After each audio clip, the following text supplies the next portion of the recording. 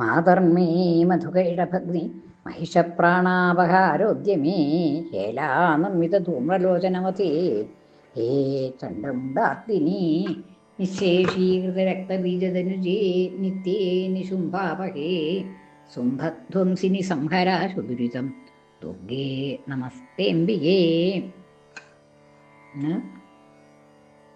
ദേവി മാഹാത്മ്യത്തില് ദേവി ദേവന്മാരൊക്കെ കൂടിയിട്ട് അംബികയെ സ്തുതിച്ചു എന്ന് പറഞ്ഞു.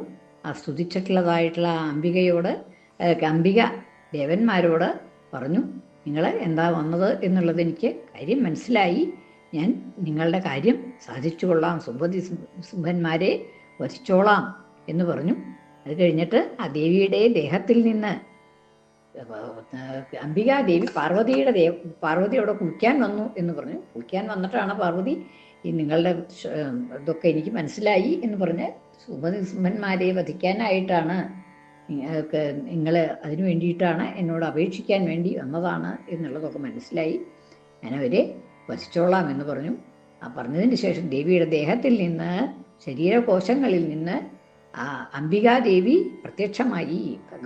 പാർവതിയുടെ ശരീരത്തിൽ നിന്ന് അംബികാദേവി പ്രത്യക്ഷമായി എന്ന് പറഞ്ഞു. പ്രത്യക്ഷമായിട്ട് ശരീരത്തിൽ നിന്ന് പ്രത്യക്ഷമായതുകൊണ്ട് കൗശികി എന്നുള്ളതായിട്ടുള്ള പേര് വന്നു എന്നും പറഞ്ഞു പാർവതിക്ക്.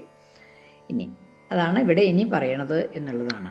ശരീരകോശാത്യസ്യ പാർവത്യ നിസൃതാംബിക കൗശികീതി സമസ്തേഷു തതോ ലോകേഷു ഗീയത്തെ. ശരീരകോശാത്യസ്യ പാർവതിയുടെ ശരീരത്തിലെ കോശങ്ങളിൽ നിന്നാണ് ഉണ്ടായത് എന്നതുകൊണ്ട് ആ അംബികയ്ക്ക് കൗശികി എന്നുള്ളതായിട്ടുള്ള പേര് വന്നു എന്നാണ്. പാർവതിയുടെ ശരീരകോശങ്ങളിൽ നിന്ന് വന്നതുകൊണ്ട് കൗശികി എന്നുള്ളതായിട്ടുള്ള പേര് വന്നു എന്നാണ്. അപ്പോൾ പാർവതിയുടെ കോശങ്ങളിൽ നിന്നാണ് അംബികാദേവി വന്നത് എന്നതുകൊണ്ട് അംബികയ്ക്ക് കൗശികി എന്നുള്ള പേര് ഉണ്ടായി. പാർവത്യ നിസൃത പുറത്തേക്ക് വന്നു അംബിക, അതുകൊണ്ട് കൗശികി ഇതി കൗശികി എന്നിങ്ങനെ സമസ്തേഷു ലോകേഷു എല്ലാ ലോകങ്ങളിലും സാ ഗീയതേ തതോ ഗീയതേ അതിനുശേഷം ആ ദേവി തതോ ഗീയതേ പുകഴ്ത്തപ്പെട്ടു, കൗശികി എന്നുള്ള പേരുകൊണ്ട് പുകഴ്ത്തപ്പെട്ടു എന്നാണ്. ഇനി തസ്യാം വിനിർഗതായാം തു കൃഷ്ണാഭൂത് സാവി പാർവതി കാളികേതി സമാഖ്യാത ഹിമാചലകൃതാശ്രയ. ഇനി തസ്യാം വിനിർഗതായാം ഈ അംബികാദേവി പാർവതിയുടെ ശരീരത്തിൽ നിന്ന് പുറത്തേക്ക് വന്നപ്പോൾ സാ പാർവതി ആ പാർവതി കറുത്ത വർണ്ണമായി തീർന്നു. കൃഷ്ണ അഭൂത് കൃഷ്ണവർണ്ണം ആയി തീർന്നു, കറുപ്പ് നിറത്തിലേക്കായി. ദേവിയുടെ വെളുപ്പ ഗൗരി എന്ന് പറഞ്ഞാൽ വെളുത്ത നിറാണ്. ആ ഗൗരം പോയിട്ട് വെളുത്ത നിറം പോയിട്ട് ദേഹം കറുത്തു എന്നാണ്, കൃഷ്ണവർണ്ണമായി തീർന്നു എന്നാണ്. അംബികാദേവി പുറത്തേക്ക് വന്നപ്പോൾ പാർവതിയുടെ കറുത്ത വർണ്ണമായിട്ട് തീർന്നു. അപ്പോൾ ആ കറുത്ത വർണ്ണമായിട്ടുള്ളതായിട്ടുള്ള പാർവതിയെ കാളികായിതി സമാഖ്യാത, കാളിക എന്നുള്ളതായിട്ടുള്ള പേര് വന്നു പാർവതിക്ക് എന്നാണ്. കൃഷ്ണവർണ്ണ ആയപ്പോൾ പാർവതിക്ക് കാളിക എന്നുള്ളതായിട്ടുള്ള പേര് വന്നു. ഹിമാചല കൃതാശ്രയ ഹിമാചലത്തിൽ ആശ്രയിച്ചിട്ടുണ്ടല്ല, ഹിമാചലത്തിൽ വസിക്കുന്നതായിട്ടുള്ള ദേവിക്ക് പാർവതിക്ക് കൃഷ്ണ എന്നുള്ളതായിട്ടുള്ള പേര് പ്രസിദ്ധമായി തീർന്നു എന്നാണ്. ഇനി അംബിക എന്തു ചെയ്തു? ആ പാർവതിയുടെ ശരീരത്തിൽ നിന്നുണ്ടായതായിട്ടുള്ള അംബികയുടെ പ്രവൃത്തിയാണ് ഇനി പറയുന്നത്. തതോ അംബിക പരം രൂപം ബിഭ്രതി സുമനോഹരം ഹന്താസ്മി തൗ മഹാവീര്യ വിത്യുക്ത്വാ തദശംസ്തദാ. ആ ദേവി അംബികാദേവി പരം രൂപം ബിഭ്രതി അതിമനോഹരമായിട്ടുള്ള രൂപം ധരിച്ചുകൊണ്ട്, അതായത് ആ ദേവിയുടെ രൂപം വളരെ മനോഹരമായിരുന്നു എന്നുള്ളതാണ്. ഇതൊക്കെ സുമനോഹരം അത്യന്തം മനോഹരമായിട്ടുള്ള ശ്രേഷ്ഠമായിട്ടുള്ള ഒരു രൂപത്തെ ധരിച്ചുകൊണ്ട് ഹന്താസ്മി തൗ മഹാവീര്യവും ആ മഹാവീര്യന്മാരായിട്ടുള്ള അസുരന്മാരെ ശുംഭന്മാരെ ഹന്താസ്മി ഞാൻ വധിക്കുന്നുണ്ട് എന്ന് പറഞ്ഞു ദേവന്മാരോട്, ദേവന്മാരോട് ഇതി ഉക്തുവ ഇപ്രകാരം പറഞ്ഞിട്ട് എന്താണ് പറഞ്ഞത്? തൗ ഹന്താസ്മി അവരെ ഞാൻ വധിക്കുന്നുണ്ട്, ആ അസുരന്മാരെ ഞാൻ മഹാവീര്യവും തൗ മഹാവീര്യത്തോടു കൂടിയതായിട്ടുള്ള ആ അസുരന്മാരെ ഞാൻ രണ്ടുപേരെയും തൗ നപുംസ അല്ല, എന്നാൽ ദ്യോജനാണ്. രണ്ടുപേരെയും ഞാൻ ഹനിക്കുന്നുണ്ട്, വധിക്കുന്നുണ്ട് എന്ന് പറഞ്ഞിട്ട് പ്രതസ്ഥേ ഹിമവശൃംഗം സിദ്ധചാരണസേവിതം ഗന്ധർവയക്ഷചരിത അപ്സരോഗണസേവിതം.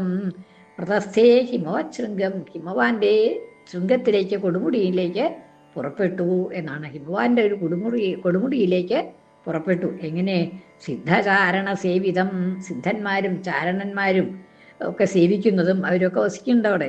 ഗന്ധർവ യക്ഷചരിതം, ഗന്ധർവന്മാര് യക്ഷന്മാരും ഒക്കെ അവിടെ സഞ്ചരിക്കുന്നുണ്ട്. ചരിതം നടക്കപ്പെടുന്നത് അവരാൽ സഞ്ചരിക്കപ്പെടുന്നതായിട്ടുള്ള, അതായത് അവരൊക്കെ ഉണ്ട് അവിടെ എന്നുള്ളതാണ്.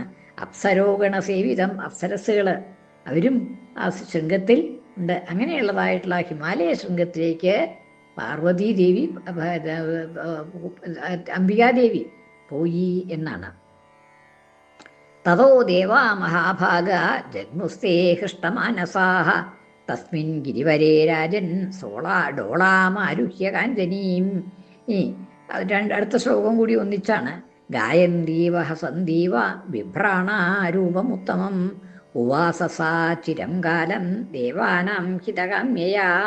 തതഃ ദേവാഹ, ദേവന്മാർ, അനന്തരം മഹാഭാഗാഹ, മഹാഭാഗന്മാരായിട്ടുള്ള ശ്രേഷ്ഠന്മാരായിട്ടുള്ള ആ ദേവന്മാർ ജഗ്മുസ്തേ ഹൃഷ്ടമാനസാഹ സന്തുഷ്ടരായിട്ട്, സന്തോഷിച്ച മനസ്സോടുകൂടി, സന്തുഷ്ടമായ മനസ്സോടുകൂടി ജഗ്മുഹു പോയി, അവിടെ നിന്ന് പോയി, അവരും പോയി എന്നുള്ളതാണ്. തസ്മിൻ ഗിരിവരേ രാജൻ, ആ ശ്രേഷ്ഠമായ പർവ്വതത്തിൽ, ഹിമാലയ പർവ്വതത്തിൽ, തസ്മിൻ ഗിരിവരേ രാജൻ, രാജാവേ, ഡോളാമാരുഹ്യ കാഞ്ചനീം ഡോളാമാരുഹ്യ, സ്വർണം കൊണ്ടുള്ളതായിട്ടുള്ള ഒരു ഊഞ്ഞാലിൽ ഇരുന്നു കൊണ്ട്, ഡോളാച്ച ഊഞ്ഞാല്, ആ ഊഞ്ഞാലിൽ ഇരുന്നു കൊണ്ട് ഗായന്തീവ ഹസന്തീവ, ആ ദേവി, അംബികാദേവിയുടെ കഥയാണ് പറയണത്. ഡോളാമാരുഹ്യ, ഒരു ഊഞ്ഞാലിൽ ഇരുന്നു കൊണ്ട്, ഗായന്തീവ ഹസന്തീവ, പാട്ടും പാടുന്നുണ്ട്, മന്ദഹസിക്കുന്നുണ്ട്. അങ്ങനെ വിഭ്രാണ രൂപം ഉത്തമം, ഉത്തമമായിട്ടുള്ള ശ്രേഷ്ഠമായിട്ടുള്ള ഒരു രൂപം ധരിച്ചുകൊണ്ട്, അംബികയുടെ അതിമനോഹരമായിട്ടുള്ള രൂപത്തോടു കൂടി പാട്ടും പാടിയും കൊണ്ട് ഊഞ്ഞാലിലിരുന്ന് ആടിയും ഇരുന്നു എന്നുള്ളതാണ്. ഉവാസസാ ചിരം കാലം, ഉവാസ ആ ദേവി ചിരം കാലം ഉവാസ, വളരെ കാലം അവിടെ ഇരുന്നു എന്നാണ്. ദേവാനാം ഹിതകാമ്യയ, ദേവന്മാർക്ക് ഹിതമായിട്ടുള്ളത് ചെയ്യണം എന്നുള്ളത്, അതായത് അവർക്ക് ഈ സുംഭന്മാരെ വധിക്കാനുള്ളതായിട്ടുള്ള അവസരം നോക്കിക്കൊണ്ട് ഹിമാലയത്തിൽ ഒരു ഊഞ്ഞാലിൽ ആടിക്കൊണ്ടിരുന്നു അംബികാദേവി എന്നാണ് പറഞ്ഞത്. സർവമംഗളമംഗല്യേ ശിവേ സർവാർത്ഥസാധികേ ശരണ്യേ ത്യംബകേ ഗൗരി നാരായണി നമോസ്തുതേ.